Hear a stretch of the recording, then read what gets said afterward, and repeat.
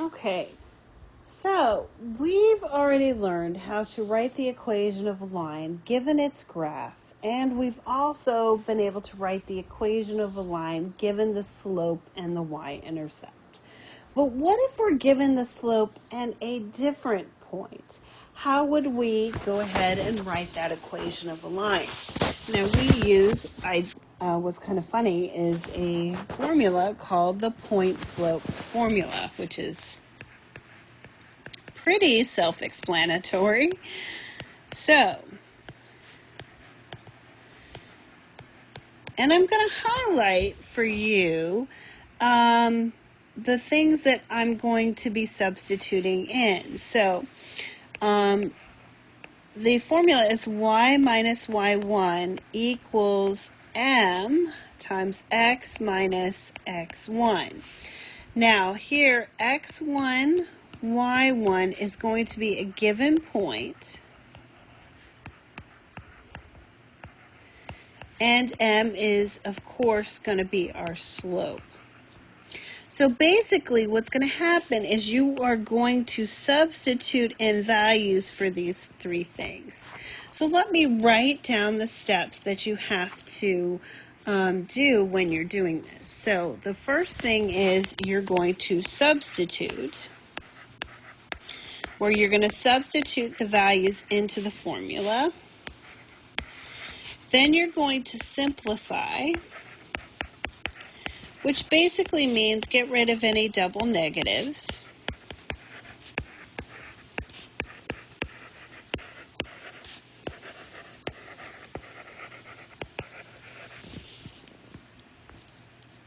And then you're going to distribute.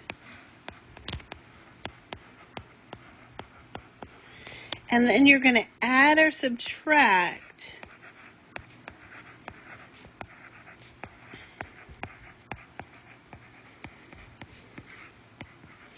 to solve for y. Because basically, the point slope formula is really just a vehicle for us getting to slope-intercept form. Remember, this is our most desirable equation of a line because it tells us so much. It tells us how to graph it. It tells us whether it's going uphill or downhill. It tells us where it crosses the y-axis, okay? So again, that's our ultimate goal, is what we want to get to. So let's go ahead and try a couple. So let's say I'm given the point 2, 4, and I'm given the slope of 1/2. Now remember, I'm going to label this as x1 and y1, and I'm just going to write this formula out again.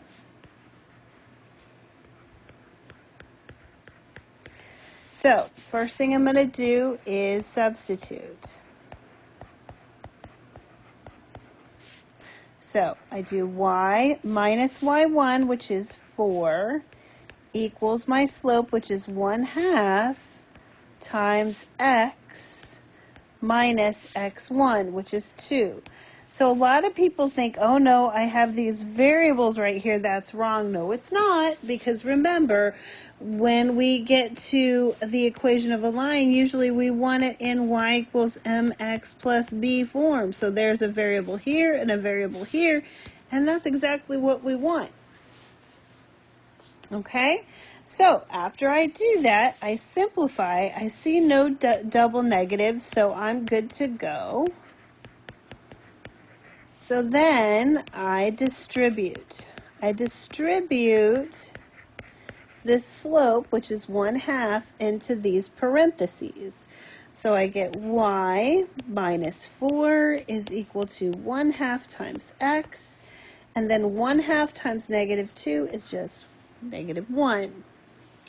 And then 4, I'm going to solve for y by adding or subtracting. Here, I'm going to add because it's a minus 4. So I add 4 to both sides, and I get y is equal to 1/2 x plus 3. Now, remember, m is 1/2, and that's right here as well. So that should be exactly the same. which is great. And then our B, this is our y-intercept. Okay?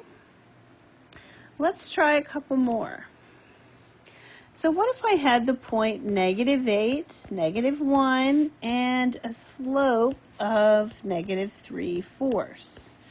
Remember, this is my x1, y1, and I'm going to write out my equation one more time. All right, so I'm going to first substitute. So I do y minus y1 equals m, which is -3/4, times x minus x1. Now, do you see what I mean where I substitute, right, and then I simplify it? Do you see how I have a double negative right by the y and right by the x? Well, this becomes y plus 1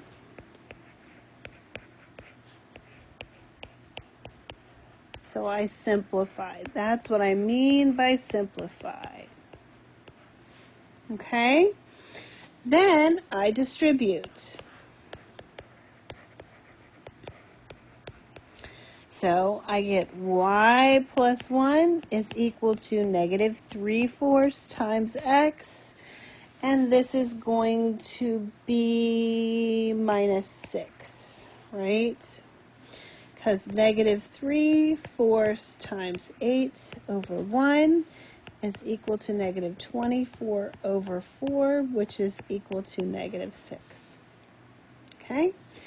And then I subtract 1 from each side. So I get y is equal to -3/4 x minus 7. All right? So there we go. We have the same slope and a y-intercept. Now, let's do another one, and hopefully you guys might catch on this one. So I have the point 0, -9, and I have a slope of 4. Now exactly, this is my x1 and my y1.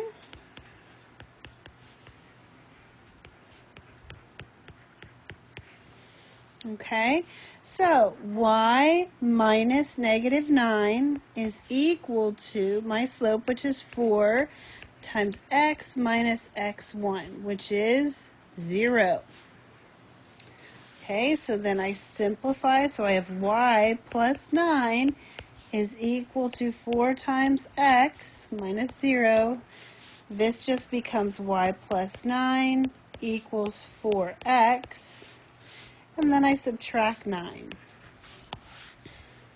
So y is equal to 4x minus 9. Now if you noticed, this was the point that we started out with.